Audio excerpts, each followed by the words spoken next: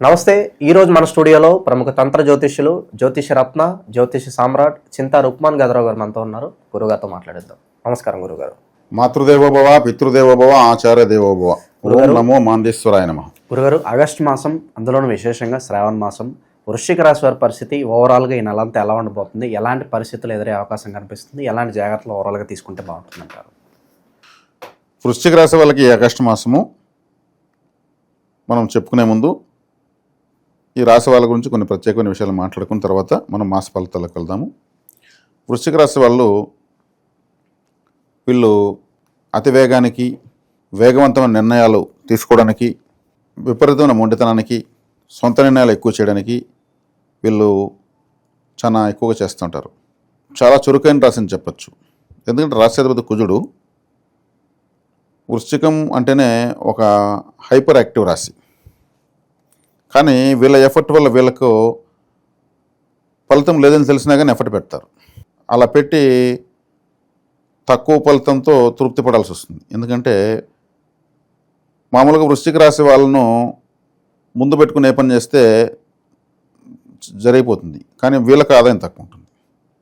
అంటే నాయకుడిగా పెట్టుకోవడము, నా బాధ్యతలు అప్పగించడము చేస్తే చక్కగా చేసి ఇచ్చేస్తారు. మనకు చెడ్డ పేరు రాకూడదు. మనం నష్టపోయినా పర్వాలేదు, మన డబ్బులు కొంత ఖర్చు అయినా పర్లేదు, వాళ్ళకు అప్పగించిన దాంట్లో వీళ్ళు కొంత సొంత డబ్బు కూడా వేసి చేసి ఇచ్చేస్తారు. అంటే వీళ్ళ మీద లోటు రానికోకుండా చూసుకునే దాంట్లో వీళ్ళు నష్టపోతారు. చాలా సందర్భాల్లో చాలామంది కూడా ఆలోచించుకుని అతనికి అప్పచెప్పేద్దాము, కొంచెం హెచ్చు తగిలితే అతన్ని సర్దుకొని చేస్తాడు మనకు అని తెలివిగా ఒక ఊర్లో ఒక వ్యక్తిని పెడతాం. ఆయన వృశ్చిక రాశి అని అంటాడు. ఏదైనా మేనేజ్ చేస్తాడంటే ఏదైనా నా దగ్గరికి వచ్చింది, ఏదైనా మొదటి రోజే తీసుకోవాలి, మనం ఏం అడుగుతాం వాళ్ళని, ఆ పెండింగ్ ఇతనే చేసి కంప్లీట్ చేసి వాళ్ళకి ఇస్తాడు. ఇచ్చిందానికి వాళ్ళు థ్యాంక్స్ చెప్తారు. ఈయన పని ఆగిపోతుంది, వాళ్ళ పని చేసేటప్పుడు ఈయన డబ్బు పోతుంది, దాన్ని తక్కువ ఇస్తారు కాబట్టి. అంటే ఇటువంటి గుడ్ క్వాలిటీస్ ఉంటాయి. దాంట్లో వీళ్ళకి వచ్చేటువంటి ఆర్థిక ప్రయోజనం ఏముండదు కదా. సమయం కానీ డబ్బులు కానీ వీళ్ళకు బొక్కని చెప్పాలి. ఇది ఉచిత సేవ అని అంటే ఈయన బాధ్యతగా తీసుకుంటారు. వీళ్ళు ఉచిత సేవగా తీసుకోరు. మనకు అప్పచెప్పినాక దాన్ని ఖచ్చితంగా మారథాన్ ఇన్నింగ్స్ ఆడతారు చూడండి కొంతమంది. ప్రాణం పోయినా కానీ విజయం సాధించే వరకు వదలనే. వీళ్ళు మారథాన్ ఇన్నింగ్స్ చెప్పాలంటే వృశ్చిక రాశి వాళ్ళు. ఈ రాశిలో గొప్ప గొప్ప సైంటిస్టులు పుట్టారు వృశ్చిక రాశిలోనే. ఇప్పుడు జ్యోతిష్ శాస్త్రం మేము చెప్పాలన్నా కానీ వృశ్చిక రాశి అనుగ్రహం ఉంటేనే గొప్ప జ్యోతిష్యులు అవుతారు, లేదంటే కారు. వృశ్చిక రాశి అంటే పరిశోధన, లోతులకి పాతాళంలోకి వెళ్ళిన పాతాళం నుంచి ఈ పాతాళానికి పాతాళం ఏదైనా ఉందా అని మళ్ళీ ఆ నుంచి మళ్ళీ అన్వేషణ ప్రారంభిస్తారు.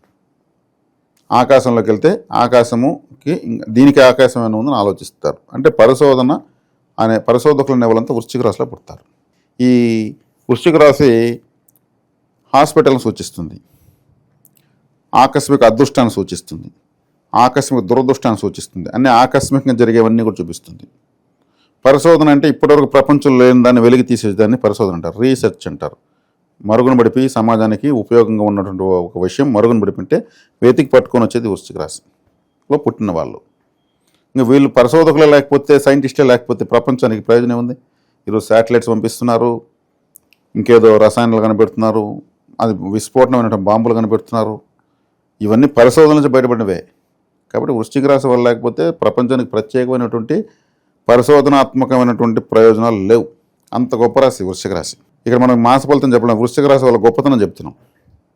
ఇప్పుడు ఈ వృశ్చిక రాశిలో పుట్టి అన్వేషిస్తూ ఉండే వాళ్ళు ఎక్కువ ఉంటారు. కానీ వీళ్ళేరంటే ఇప్పుడు చెప్తున్న సైంటిస్టులు అంతా ప్రపంచానికి ఉపయోగపడతారు. వాళ్ళ టైము, డబ్బు, ఫ్యామిలీ ఇవే ఉండవు, గడ్డాలు మేషాలు పెంచుకునే ఉంటారు. సైంటిస్టులు ఎప్పుడు మేకప్ వేసుకుంటారా? వాళ్ళ జీవితం అంతా రీసెర్చ్కే సరిపోతుంది. వాళ్ళని మనం గొప్పగా చెప్పుకుంటాం. ఒక ఇంపార్టెంట్ జనరల్ నాలెడ్జ్ క్వశ్చన్ వేసుకుంటాం, పలానా కర్మ సైంటిస్ట్ ఎవరు అంటాం. ఆయన వృశ్చిక రాశి ప్రభావంలో పుట్టుంటాడు.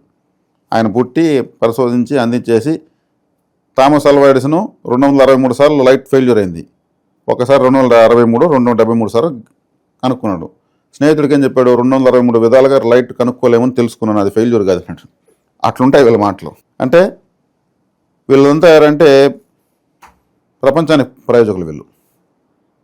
ఇంక మళ్ళీ వాళ్ళు చేసింది ఇంకెవడు చేయలేడు, వాళ్ళే చేయాలంతే. వాళ్ళు పుట్టాలి అందుకనేసి. ఇది లోతైన రాశి అని చెప్పచ్చు. కాబట్టి ఈ రాశి యొక్క గొప్పతనం ఇంకా చెప్తే ఎంతో టన్నులుగా ఉంటుంది. ఈ ఆగస్టు మాసం వీళ్ళకి అద్భుతమైన మాసం. రాష్ట్రాధిపతి లాభంలో ఉన్నాడు. ఈ మధ్యకాలంలో కుజుడు 8, 9 స్థానాల్లో నీచబడుతూ వక్రిస్తూ చాలా అన్కంఫర్ట్గా ఫీల్ అయినారు వీళ్ళు. లాభంలోకి వచ్చాడు, లాభస్థానంలోకి వచ్చాడు కాబట్టి విశేషంగా యోగిస్తాడు. ద్వితీయ స్థానాన్ని చూస్తాడు. ముందుగా జరగబోయే శుభం ఏంటంటారు వీళ్ళకి? అంతా బాగుంది కాబట్టి. 4 రాహు ఉన్నాడు. 4 రాహు ఉంటే వీళ్ళు ఉన్న స్థానం నుంచి ఇంకో స్థానానికి వెళ్ళిపోతారు. ట్రావెల్ చేస్తే బాగా కలిసి వస్తుంది. స్థాన మార్పు, ఇంకొక ఇల్లు కొనుక్కోవడానికి, ఇంకొక ఇల్లు మారడానికి, ప్రమోషన్లు అయ్యి ప్రమోషన్లు, కొత్త ఉద్యోగ అవకాశాలు, ట్రిప్స్కి వెళ్ళొచ్చు. ట్రిప్స్ వెళ్ళొచ్చు. గృహస్థానంలో రాహు కాబట్టి వీళ్ళకు పిల్లలు పుట్టేదానికి అవకాశము, లేట్గా పిల్లలు కలలేదు టైం అవుతుంది అనుకున్నంత ప్రెగ్నెన్సీ కన్ఫామ్ కావడము, మిస్క్యారీ అవుతున్న వాళ్ళకందరికీ ప్రెగ్నెన్సీ కన్ఫామ్ కావడము. లాభంలో కుజుడు వచ్చాడు కాబట్టి ఆయన రక్తానికి అధిపతి కాబట్టి విశేషమైన లాభాలు ఇచ్చేస్తాడు. లగ్జరీ ఎక్కువ ఉంటుందంటారా? లగ్జరీ కన్నా వీళ్ళకి చెప్పాలంటే ఈ మధ్యకాలంలో కుజుడు ముందుకు వెనుక ఊగిసలాడి కన్ఫ్యూజ్ చేశాడు కాబట్టి వీళ్ళకు మెచ్యూరిటీతో కూడుకున్నటువంటి పరిపక్వతతో కూడా ఖర్చులు పెడతారు. ఎంతవరకు అవసరం అంతవరకు పెడతారు. ఎందుకు అనవసరంగా ఎక్కడ ఏది అవసరం ఎక్కడ పెట్టాలి ఆ పరిపక్వత వచ్చేసింది, మెచ్యూరిటీ లెవెల్స్ వచ్చినాయి. లగ్జరీ అంటే పరిమితి దాటి సంతోషపడమే లగ్జరీ. సంతోషపడడం, అపరిమితంగా సంతోషపడడం. అక్కడ అపరిమితం ఏం లేదు. వీళ్ళు 7 వరకు కావాలి 6 వరకు మాస్టర్ లాగా ఉంటారు అనమాట. కాబట్టి కుజుడు లాభంలో ఉన్నాడు. ఇంకా వీళ్ళకు కలిసి వచ్చే గ్రహం రాహు 4లో ఉన్నాడు. 4లో రాహు ఉంటే ఎవరు కానీ కలిసేదని చెప్తారు గోచారంలో. 4లో రాహు నేను కలిసి వస్తుందని చెప్తాను. ఆయన ఏంటంటే మల్టిపుల్ ప్లానెట్ 4th ఉంది. ఇంకొక ఇల్లు మారడానికి, ఇంకొక ఇల్లు కొనడానికి, ఇంకొక ఫ్లాట్ కొనేదానికి, ఇంకొక ఉద్యోగం మారేదానికి, ఇంకొక ఊరు మారేదానికి ఈ చేంజెస్ చూపిస్తాడు. అది శుభఫలితం. అది సో చేతిలో జాబ్ ఆఫర్ ఉండి ఇంకొక జాబ్కి వెళ్ళాలా వద్దు అనుకున్న వాళ్ళు వెంటనే మారిపోవచ్చు అంటారు. నో ప్రాబ్లం, బ్రహ్మాండంగా మారచ్చు. మార్పు ఆటోమేటిక్ వస్తుంది.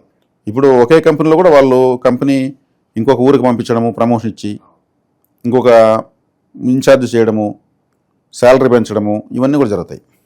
కాబట్టి బాగుంది. వృశ్చిక రాశి వాళ్ళకి మనం లోటుపాటు చెప్పేదానికి రాశ్యాధిపతి బలంగా ఉన్నప్పుడు మనం ఇంక వేరే గ్రహాలు ఏదైనా వ్యతిరేకంగా ఉంటే కూడా చెప్పుకోవడానికి వ్యతిరేకతలే. మాకంటూ ప్రత్యేక గుర్తింపు, సమాజంలో పేరు ప్రఖ్యాతి రావాలి అంటే స్పెషల్గా సినిమా వాళ్ళకి, రాజకీయ రంగంలో ఉన్న వాళ్ళకి ఎలా ఉండిపోతుంది? సినీ రాజకీయ ప్రముఖులకు తీసుకుంటే బాగానే ఉంటుందండి. ఎందుకంటే కుజుడు పోరాటాలకు అధిపతి కాబట్టి రాజకీయాలు ఎప్పుడు పోరాటాలు ఉంటాయి. కుజుడు లాభంలో ఉన్నాడు, బాగానే గుర్తింపు వస్తుంది. ఇంకా సినిమా రంగం తీసుకుంటే రాహు 4 ఇంట్లో ఉన్నాడు. ఆ సినిమా రంగం ఎప్పుడు మార్పులు చెందుతూ ఉండేది, నిరంతరం మార్పులు చెందే రంగం. స్థిరంగా సినిమా రంగం ఉంటే ఎట్లుంటుంది? మార్పులు చెందాల్సిందే. కొత్త సినిమా చూస్తా కావాలనే కొత్తదనమే కోరుతూ ఉంటారు. ఒక పాట మళ్ళీ వెళ్తూ చూస్తున్నా, ఒక హీరో పలు రకాల సబ్జెక్టుల్లో, పలు రకాల వేషాల్లో కొత్తదనం చూపిస్తున్నాడు. అటువంటి తత్వాన్ని ఇచ్చేది రాహు 4లో ఉన్నాడు, కుంభరాశిలో ఉన్నాడు, మూల త్రికోణంలో ఉన్నాడు. కాబట్టి రాహు ఆ కొత్తదనాన్ని ఇస్తాడు.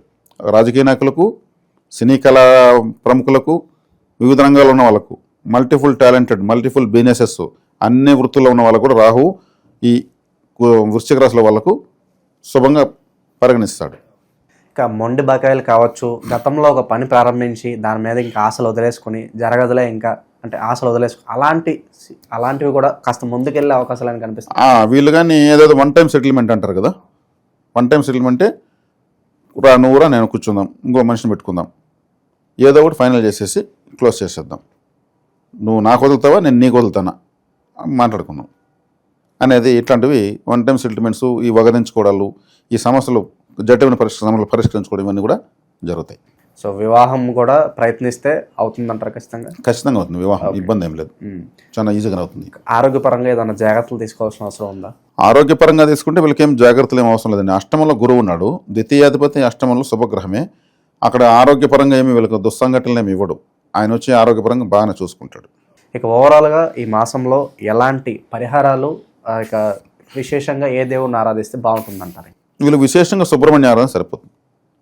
చేస్తే కుజబలం ఇంకా పెరుగుతుంది. ఆ బలంతో వీళ్ళు అన్ని పరిస్థితులను అవలేలుగా ఎదుర్కొంటారు. ఓవరాల్గా ఈ ఆగస్టు మాసం అంతా కూడా వృశ్చిక రాశి వారికి ఏ విధంగా ఉండబోతుందో చాలా బాగా వివరించారు. ధన్యవాదాలు.